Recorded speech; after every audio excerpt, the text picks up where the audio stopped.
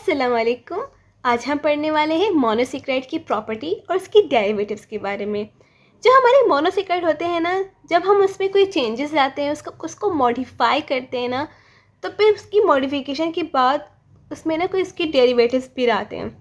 तो जो हमारा मोनोसेक्राइड है, जब हम उसकी मॉडिफिकेशन करते हैं तो हम कहते हैं कि उसका क्या हो गया, उसका म्यूटा रोटेशन हो गया। म्यूटा रोटेशन उसके एक is a kind of modification of monosaccharide. तो क्या होता है, हम ग्लूकोज को लेते हैं, हम उस ग्लूकोज से कोई नई चीज़ बनाते हैं, उसे रिडक्शन और ऑक्सीडेशन के थ्रू उसे कोई नई चीज़ बनाते हैं। अगर उसमें से हम कुछ निकाल दें तो फिर हैज़ अ रिज़ल्ट कुछ नई चीज़ बनती है, या फिर हम उसमें कुछ डाल दें तो हैज़ अ रिज़ल्ट कोई नई चीज़ बनती है। ठीक है, तो यहाँ पे आप देखें, ये जो हमारा अल्फ़ा ग्लूकोज है, यहाँ पे ये जो ग्लूकोज है ना, वो वैसे होता है हमारा 112.2, वैसे ही इतना होता है। ठीक है, लेकिन जब इसका म्यूटा रोटेशन होता है तो ये कितना हो जाता है कि +52.7 हो जाता है।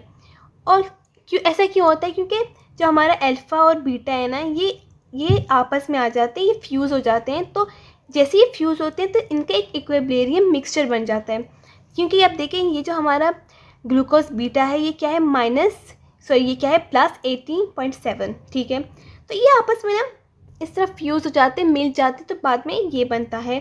तो जैसे ही हमारा ये बनता है तो हम कहते हैं कि क्या हो गया, म्यूटा रोटेशन हो गया। देखिए, आपको ऐसे ये समझ नहीं आएगा कि कैसे फ्यूज़ हो गई, कैसे कोई नई चीज़ बन गई।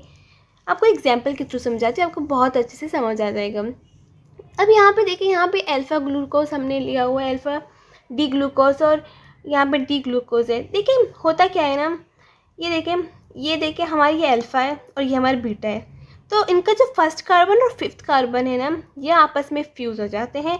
तो फिर बदले में क्या बनता है, वैसे नॉर्मल होता है, वैसे नॉर्मली देखें, नॉर्मली ये हमारा अल्फ़ा और बीटा को छोड़ दें, नॉर्मली ये जो हमारे ये डी ग्लूकोज है। ठीक है, ये जो यहाँ पे देखें, ये थोड़ी चेंजेस आ गए हैं। यहाँ पे देखिए, इसको ना फ्यूज़ करते हैं ना, फ्यूज़ करने के बाद ये जब फ्यूज़ होता है, अब देखिए यहाँ पे जो हमारा एक यहाँ पे हाइड्रोजन ग्रुप हो और यहाँ पे हमारा ऑक्सीजन।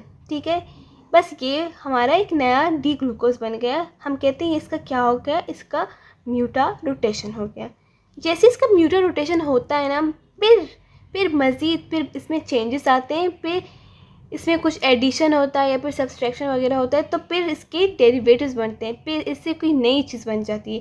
क्योंकि एक दफ़ा म्यूटा रोटेशन होता है, फिर हम उस ग्लूकोज से नई चीज़ें बनाते हैं। देखिए, डेरिवेटिव्स ऑफ मोनोसेक्राइड हमें ये मिलते कैसे हैं, ये हमें मिलते हैं ऑक्सीडेशन के थ्रू, ये हमें मिलते हैं रिडक्शन के थ्रू। ऑक्सीडेशन जब हम करते हैं किसी भी ग्लूकोज की, तो उसके बदले में जो हमें मिलता है, वो हमें क्या मिलता है, वो हमें मिलता है, ये देखें, हमें एल्डोनिक एसिड मिलता है, एल्डेरिक एसिड मिलता है और यूरोनिक एसिड मिलता है। अगर हम उसको बाय रिडक्शन, हम मोनोसेक्राइड की रिडक्शन करें, और बाय रिडक्शन जो हमें इनकी डेरिवेटिव्स मिलते हैं, कौन कौन से, हमें शुगर अल्कोहल मिलते हैं, और इसके अलावा और भी तरीके होते हैं जिसकी वजह से हमें क्या मिलते हैं, डेरिवेटिव्स मिलते हैं। डीऑक्सी शुगर की डीएनए है। ठीक है, क्या करते हैं, एक ऑक्सीजन निकाल देते हैं इसमें, लेकिन डीऑक्सी शुगर ना, क्योंकि इसमें डीऑक्सी है ना, उसमें एक ऑक्सीजन की कमी हो जाती है। इसी तरह ना डीऑक्सी राइबोन्यूक्लिक एसिड बनता है। और दूसरे पर हम पढ़ेंगे कि कैसे हम अपने ग्लूकोज के अंदर जो है अमाइनो डालेंगे, NH डालेंगे, NH3, तो फिर बाद में इसमें ये चेंजेस आती हैं, फिर बदले में क्या बनता है, हमारा अमाइनो शुगर बनता है। चलिए जी, थोड़ी एग्जांपल ले लेते हैं, फिर आपको बहुत अच्छे से समझ आ जाएगा। देखिए, एक दफ़ा जो ग्लूकोज है ना, उसका हमने म्यूटा रोटेशन कर दिया।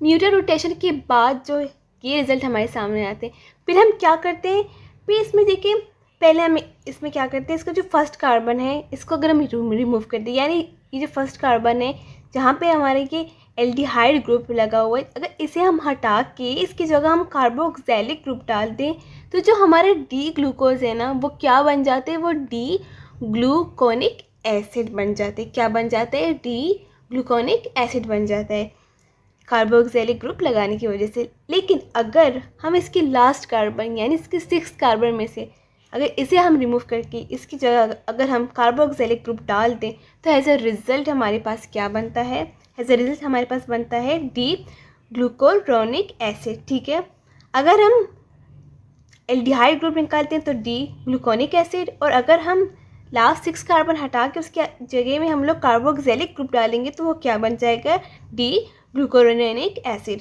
ठीक है, अब अगर हम दोनों ही हटा दें, दोनों को हटा के हम इसकी जगह कार्बोक्सिलिक ग्रुप डाल दें तो हमारे पास क्या बन जाता है, डी ग्लूकोसेक्राइड्स एसिड।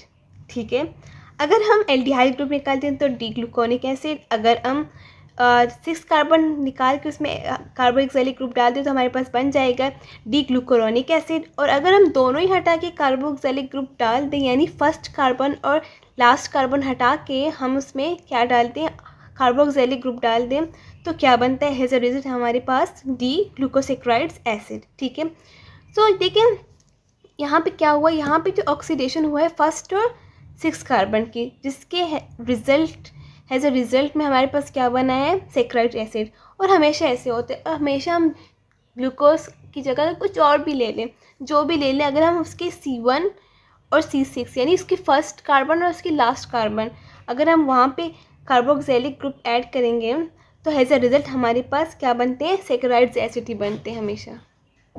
देखिए हमने ग्लूकोज लिया, हमने क्या किया, उसका जो 6 कार्बन है ना, उसके 6 कार्बन को हमने रिमूव करके उसकी जगह क्या लगा दिया, उसकी जगह हमने कार्बोक्सिलिक ग्रुप लगा दिया। तो जैसे ही 6 कार्बन की जगह हमने क्या लगा दिया, कार्बोक्सिलिक ग्रुप लगा दिया, तो वो एक एसिड बन गया। कौन सा एसिड बन गया, हमारा जो ग्लूकोज है ना वो ग्लूकुरोनिक एसिड बन गया। ठीक है, ये जो ग्लूकुरोनिक एसिड है ये हमारा एक शुगर एसिड है, हम कहते हैं कि एक शुगर एसिड है। तो यानी एज अ रिजल्ट हमारे पास क्या बना, शुगर एसिड बन गया। तो ये जो हमारा ग्लूकुरोनिक एसिड है ये किस चीज़ में हमारे काम आती है, ये हमारे डिटॉक्सिफिकेशन में काम आती है, डिटॉक्सिफिकेशन में काम आती है, और इसके अलावा सिंथेसिस ऑफ हेट्रोपॉलीसेकेराइड के काम आती है। चलिए देखते हैं जो डिटॉक्सिफिकेशन है ये होता क्या है। देखिए हम सबको पता है हमारी बॉडी में जो हमारे ब्लड होते हैं वो मैक्सिमम जो है वो 4 महीने तक आई थिंक ज़िंदा रहते हैं। फिर जो ब्लड है ना, हमारे जो RBCs है वो फिर मर जाते हैं। जब वो मर जाते हैं तो जैसे हमारे RBCs मरते हैं तो जो डेथ RBCs होते हैं वो हम उन्हें कहते हैं वो क्या बन जाते हैं, वो हमारे बिलिरुबिन बन जाते हैं। तो ये जो जितने भी डेथ हमारे RBCs है ये कहाँ स्टोर होते हैं, ये हमारे लिवर में स्टोर होते हैं। ये हमारे लिवर में स्टोर होते हैं क्योंकि जब भी ना किसी ये डाइजेशन में काम करते हैं, जो हमारे जो स्मॉल इंटेस्टाइन में ना, तो वहाँ पे ना स्पेशली जो फैट डाइजेशन में बहुत अच्छे से काम आते हैं। तो बिलिरुबिन जो है एक दफ़ा स्टोर हो गया, ठीक है, एक दफ़ा कि हमारे लिवर में हो गया स्टोर, फिर वैसे बिलिरुबिन स्टोर हो गया लेकिन ये बाहर स्मॉल इंटेस्टाइन तक ऐसे बिलिरुबिन होके नहीं जाता। तो जो हमारा ये ग्लूकुरोनिक एसिड होता है, अच्छा मैं बताती हूँ होता क्या, होता ये कि हम सबको पता है कि हमारे जो लिवर में उसके अंदर जो है GLUT2 ट्रांसपोर्टर के ज़रिए ग्लूकोज आ रहे होते हैं। ठीक है, जब ग्लूकोज अंदर आ गए ना तो ये क्या करता है, ये उस ग्लूकोज को ना क्या करता है, हमारे जो लिवर क्या करता है उस ग्लूकोज को पकड़ के उसके अंदर चेंजेस लाता है। उसके अंदर क्या चेंजेस लाता है, यानी उसका जो 6 कार्बन है उसको रिमूव कर देता है और उसकी जो 6 कार्बन की जगह कार्बोक्सिलिक ग्रुप लगा के ग्लूकुरोनिक एसिड बनाता है। फिर एक दफ़ा जब लिवर ने हमारा ग्लूकुरोनिक एसिड बना दिया, फिर वो करता क्या है उसके साथ, उसको क्या करते हैं, इस बिलिरुबिन को, ये बिलिरुबिन ऐसे हमारे लिवर में से बाहर नहीं निकल सकता है, इसको हम इस ग्लूकुरोनिक एसिड की मदद से किस चीज़ में कन्वर्ट करते हैं, इसको बिलिरुबिन डीग्लूकुरोनाइड में कन्वर्ट करते हैं। जैसे ही ये बिलिरुबिन डीग्लूकुरोनाइड में कन्वर्ट हो जाता है तो फिर ये लिवर में से निकल के बाइल डक्ट के ज़रिए हमारे स्मॉल इंटेस्टाइन तक पहुंच जाता है और हमारे जो जितने भी फैट डाइजेशन है उसमें हेल्प करते हैं। ठीक है, तो ये जो हम कहते हैं ये सारा प्रोसेस जो है ये क्या है, ये डिटॉक्सिफिकेशन है। तो ये जो हमारा ग्लूकोनिक एसिड है ये डिटॉक्सिफिकेशन में बहुत हेल्प करती है। और इसके अलावा बाद में जब जो हेट्रोपॉलीसेकेराइड जो होते हैं वो भी इसी चीज़ से बनते हैं, वो बहुत हेल्प करता है ये उसमें। चलिए जी अब हम देखते हैं कि हम अगर जो है अपनी ग्लूकोज ले लें, हम लोग गैलेक्टोज ले लें, अमाइनोज ले लें, यानी कोई भी हम लोग मोनोसेकेराइड ले लें। अगर हम मोनोसेकेराइड लें और उसमें जो है हम उसका हाइड्रोक्सिलिक ग्रुप निकाल के उसकी जगह अगर अमाइनो ग्रुप डाल दें तो हमारे पास क्या बनते हैं, हमारे पास as a result amino sugars बनते हैं।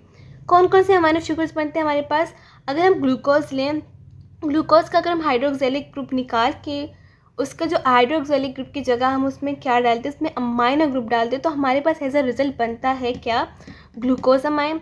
अगर हम गैलेक्टोज ले लें और गैलेक्टोज का जो है हम हाइड्रोक्सिलिक ग्रुप निकाल के उसमें अमाइनो ग्रुप डाल दें तो हमारे पास ऐसा रिजल्ट बनता है गैलेक्टोज अमाइन। अगर हम मैनोज ले लें, मैनोज में सेम उसी तरह हम हाइड्रोक्सिलिक ग्रुप निकाल के उसमें अमाइनो ग्रुप अगर डाल दें तो हमारे पास क्या बनता है, मैनोज अमाइन। तो ये जो है ये बहुत इंपॉर्टेंट है, ये क्या है, ये हमारे इंपॉर्टेंट कंपोनेंट्स है हमारे ग्लाइकोप्रोटीन बनाने में, हमारे प्रोटियो वो जो ग्लाइकेन्स हैं उन्हें बनाने में, हमारे जो ग्लाइकोलिपिड्स हैं उनको बनाने में ये बहुत काम आती है, इनके बहुत ही इंपॉर्टेंट कंपोनेंट्स हैं। ठीक है, अब देखते हैं कैसे, मतलब ये होता कैसे है। अब देखिए यहाँ पे ग्लूकोज हमने ले लिया, ग्लूकोज का ये जो सेकेंड कार्बन है ना, सेकेंड कार्बन है जिसमें नीचे की तरफ जो है हमारा ये OH ग्रुप लगा हुआ है, यानी हमारा हाइड्रोक्सिलिक ग्रुप लगा हुआ है। फिर ये जो है ये रिप्लेस होकर इसकी जगह हमारे यहाँ पे अमाइनो ग्रुप लग जाता है, तो ये क्या बन जाता है, ये हमारे अमाइनो शुगर बन जाता है। तो यानी कि ग्लूकोज हम लेते हैं तो ग्लूकोज क्या बन जाता है, ग्लूकोज अमाइन बन जाता है। ठीक है, अब देखिए, अब यहाँ पे देखिए मज़ीद अगर हम यहाँ पे और चेंजेस लाएँ, यहाँ पे अगर हम लोग इसकी जगह हम लोग क्या डालते हैं, एसिटाइल। ठीक है, तो फिर हमारे पास क्या बनता है मज़ीद, अगर ग्लूकोज है तो यहाँ पे एसिटाइल ग्लूकोज अमाइन बनते हैं। तो फिर अगर यहाँ हम गैलेक्टोज लिया है हमने, तो फिर जो गैलेक्टोज है एक दफ़ा अगर वो गैलेक्टोज अमाइन बन जाता है तो उसके बाद एसिटाइल डालने के बाद वो क्या बन जाता है, वो हमारा एसिटाइल गैलेक्टोज अमाइन। और सेम उसी तरह अगर हम मैनोज जो है हमारा मैनोज अमाइन, अगर हम मैनोज अमाइन में एसिटाइल डालें तो इसमें क्या बनता है हमारा एसिटाइल मैनोज अमाइन। ओके, और अगर हम जो है हम अपने जो वहाँ एल्डिहाइड ग्रुप पे या फिर कीटोन ग्रुप पे उसका रिडक्शन हो जाए, जब उस वहाँ पे रिडक्शन होती है ना तो हमारे ऐसे रिजल्ट हमारे पास क्या बन जाते हैं, हमारे पास शुगर अल्कोहल्स बन जाते हैं। कौन कौन से, गैलेक्टिटोल, सॉर्बिटोल, मैनिटोल और रिबिटोल बनते हैं। ठीक है, कैसे बनते हैं, देखिए जो डी ग्लूकोज है ना, डी ग्लूकोज है, जब इसका रिडक्शन होता है तो इसके रिडक्शन के एज अ रिजल्ट हमारे पास क्या बनता है, डी सॉर्बिटाइल बनता है। और फिर अगर हम डी मैनोस ले लें तो जो डी मैनोस है उसके जैसे हम जब उसकी रिडक्शन करते हैं तो हमारे पास क्या बनता है, डी मैनिटोल। और अगर हम फ्रक्टोज ले लें तो उसके एज अ रिडक्शन रिजल्ट हमारे पास दो चीज़ें बनते हैं, एक हमारे पास डी मैनाटोल भी बनता है और हमारे पास डी सॉर्बिटल भी बनता है। ठीक है, और अगर हम गैलेक्टोज ले लें, डी गैलेक्टोज, तो हमारे पास एज अ रिजल्ट क्या बनता है, डी डेल्सिटोल बनता है। और अगर हम राइबोज ले लें तो राइबोज जो है वो एज अ रिजल्ट हमारे पास राइबोटोल बनते हैं। ठीक है, अगर हमारी बॉडी में ना सॉर्बिटल बहुत ज़्यादा हो जाए तो ये भी हार्मफुल होता है, इसकी वजह से एज अ रिजल्ट क्या हो जाता है, इसकी एज अ रिजल्ट स्वेलिंग होती है। ठीक है, ये जो है एज अ ड्रग यूज़ होते हैं हमारे गैलेक्टोसोमिया में, हमारे जो डायबिटीज़ मिलाइटिस है उसमें यूज़ होते हैं। और इसके अलावा जो है हमारा जो है रिड्यूस इंटरक्रेनियल टेंशन जो है उसमें ना ये बहुत हेल्प करता है। जैसे देखिए ये जो हमारा मैनिटोल है ये हम लेते हैं, ये है मेडिसिन ये लेते हैं। चलिए देखते हैं जो हमारे डीऑक्सी शुगर है वो कैसे बनते हैं। देखिए हमने यहाँ पे ले लिया एक डी राइबोस ले लिया है, डी राइबोस का जो यहाँ पे क्या ग्रुप है, यहाँ पे उसके सेकंड कार्बन में यहाँ पे उसका OH ग्रुप है जिसे हम कहते हैं हाइड्रोक्सिल ग्रुप। हाइड्रोक्सिल ग्रुप में से अगर सिर्फ ऑक्सीजन हटा दें तो ये क्या बन जाएगा, पहले तो ये डी राइबोस है, फिर ये क्या बनेगा, डी ऑक्सी राइबोस, यानी इसमें से एक ऑक्सीजन कम हो गया। तो जो हमारा डी ऑक्सी राइबोस है एक बहुत ही इंपॉर्टेंट शुगर है हमारे डीएनए में, ये हमारे डीएनए को बनाता है। तो ये कैसे बनता है, removal of oxygen from hydroxylic group, ये कहाँ पे मौजूद है, हमारे डीएनए में मौजूद है। उसके अलावा जो हमारे ये डीऑक्सी शुगर्स है ये जो हैं हमारे ब्लड ग्रुप के एंटीजन से मौजूद हैं। और इसके अलावा जो ग्लाइकोप्रोटीन होते हैं वो भी हमारे डीऑक्सी शुगर होते हैं। वो कौन से होते हैं, ये फ्रूक्टोज होते हैं। ठीक है, आइए देखते हैं कि हमारे जो ग्लाइकोसाइड्स हैं ये कैसे बनते हैं। देखिए पहले हम यहाँ पे एग्जांपल ले लेते हैं, हमारे दो ग्लूकोज ले लेते हैं। देखिए जो दो ग्लूकोज है ये आपस में बॉन्ड कैसे बनाते हैं, कि जो देखें हमारा यहाँ पे कार्बन नंबर 1 है और जो हमारा दूसरा जो ग्लूकोज है ना यहाँ पे कौन सा है, यहाँ पे कार्बन नंबर 4, ठीक है। तो होता क्या है, जो कार्बन नंबर 1 और कार्बन नंबर 4 ये आपस में एक बॉन्ड बनाते हैं। यहाँ पे जो हाइड्रोक्सिलिक ग्रुप होते हैं उनका बॉन्ड बनाते हैं। तो हम कहते हैं ये कौन सा बॉन्ड होगा, ये हमारे पास अल्फा 1,4 ग्लाइकोसिलिक बॉन्ड। अल्फा क्यों कहते हैं हम इसे, क्योंकि देखिए यहाँ पे जो हमारा OH था यहाँ पे भी ये नीचे था, नीचे की तरफ था। अगर जो OH है वो ऊपर की तरफ होता तो हम कहते हैं बीटा होगा, अगर नीचे की तरफ होता तो हम कहते हैं वह अल्फा हो गया। क्योंकि हम कहते हैं ऊपर होता है ना, बीटा ऊपर होता है तो हम कहते हैं बॉस ऊपर होता है, तो नीचे है तो यानी अल्फा है, तो ठीक है। नीचे से इसका कार्बोक्सिलिक हाइड्रोक्सिलिक ग्रुप जो है वो निकल गया और यहाँ पे एक बॉन्ड बन गया। कौन सा बॉन्ड बन गया, यहाँ पे अल्फा 1,4 ग्लाइकोसिलिक बॉन्ड। अब देखिए ये जो है इस तरह के जो हमारे ग्लूकोज हैं जो आपस में मिलते हैं। फॉर एग्जाम्पल ये जो ग्लूकोज है इसने ये मिल के क्या बनता है, ग्लूकोज जब मिलता है तो माल्टोस बनता है, ठीक है। अगर माल्टोस हम एक माल्टोस को लें तो मज़ीद जो है माल्टोस कुछ और बन सकता है, क्योंकि देखें कैसे ये जो हमारा माल्टोस है ना ये हमारा डाइसेक्राइड है, लेकिन जो माल्टोस है ना वो एक रिड्यूसिंग शुगर है, क्योंकि ये जो इसका जो यहाँ पे कार्बन नंबर 1 है ना, जहाँ पे हमारा एल्डिहाइड ग्रुप है वो खाली है। या अगर जब तक वो खाली तो इसमें कोई और दूसरा यहाँ पे लग सकता है और उसमें दूसरे यहाँ पे रिएक्शन हो सकते हैं, बॉन्डिंग बन सकती है। तो इसीलिए हम कहते हैं ये जो है ये क्या है, ये रिड्यूसिंग शुगर है। तो ठीक है, होता ये कि हम इस तरह जो बनते हैं, ठीक है। तो अब हमारे जो ग्लाइकोसाइड्स है ना, तो जो हमारे ग्लाइकोसाइड्स हैं वो कौन कौन से बनते हैं, एक तो है यहाँ पे डिजिटोनिन और दूसरे यहाँ पे फ्लोरोहेसिन है, ठीक है। तो ये कैसे बनते हैं, ये जो है जब हमारा यहाँ पे भी सेम उसी तरह OH ग्रुप लगता है और NH ग्रुप जो रिएक्शन होता है सेकंड कंपाउंड के साथ तो वो बनते हैं। देखिए इस तरह जो होता है हम 4 गैलेक्टोज लेते हैं और 1 जाइलोस। जब 4 गैलेक्टोज और 1 जाइलोस आपस में मिलते हैं तो डिजिटोनिन बनता है, तो यहाँ पे डिजिटोगैनिन बनता है, ठीक है।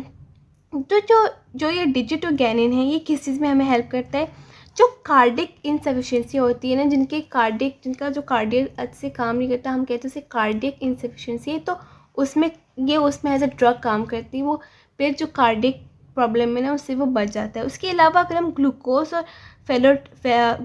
और फ्लोरेटिन लें तो फ्लोरेटिन लेके ग्लूकोज के साथ हम उसे मिक्स करें तो हमारे पास क्या बन जाता है, फ्लोरोहेसिन बन जाते हैं। जो फ्लोरोहेसिन है वो हमारे पास एक ड्रग का काम करती है। किस चीज़ में वो हेल्प करती है, वो ट्रीटमेंट ऑफ रीनल डैमेज, जो भी किडनी में जो रीनल है वहाँ पे अगर कोई डैमेज हो जाए तो वो इसके थ्रू क्या होती है, उसकी ट्रीटमेंट हो जाती है।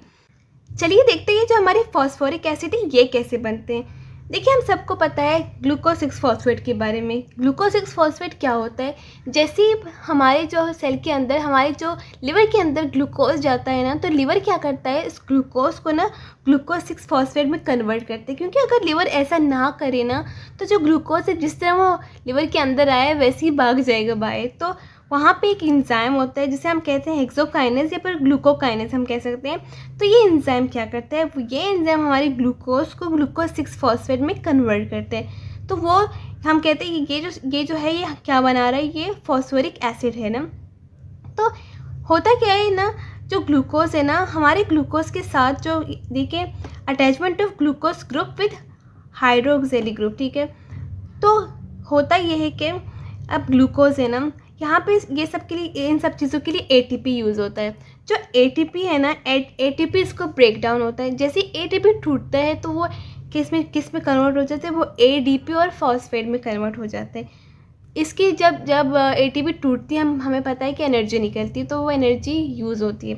तो ये एनर्जी यूज़ करके ग्लूकोज जो है वो ग्लूकोज 6 फॉस्फेट में कन्वर्ट हो जाता है।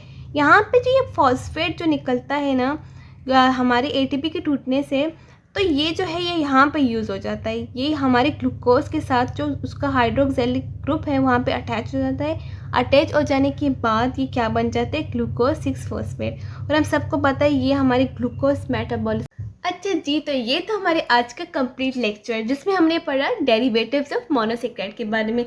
चलिए जी रिवाइज करते हैं एक दफ़ा फिर से। हमने क्या पढ़ा, हमने पढ़ा शुगर एसिड के बारे में कि शुगर एसिड कैसे बनता है।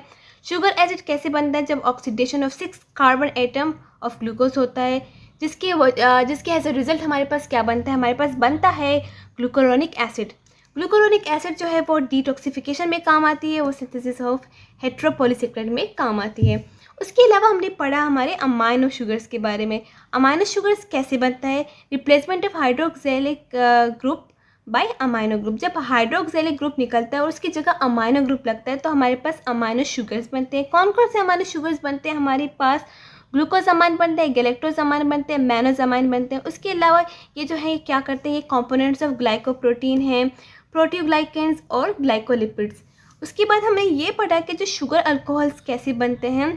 जब क्या होता है, जब जो हमारे एल्डिहाइड्स और कीटोन ग्रुप है उनकी रिडक्शन होती है, ठीक है, हमारे ग्लूकोज में से या फिर हमारे जो गैलेक्टोज में से, हमारे मैनोज में से या फिर हमारे राइबोज में से। तो एज ए रिजल्ट हमारे पास क्या बनता है, गैलेक्टिटोल बनता है, हमारे पास सॉर्बिटोल बनता है, हमारे पास मैनिटोल बनता है, हमारे पास रेबिटोल बनता है, ठीक है, जो कि काम आते हैं हमारे गैलेक्टोसेमिया में काम आते हैं और हमारे डायबिटीज़ मेलाइटिस में और हमारे जो इंट्राक्रेनियल टेंशन है उसकी रिडक्शन में काम आते हैं, और जो हमारा रेबोफ्लेविन है उसमें।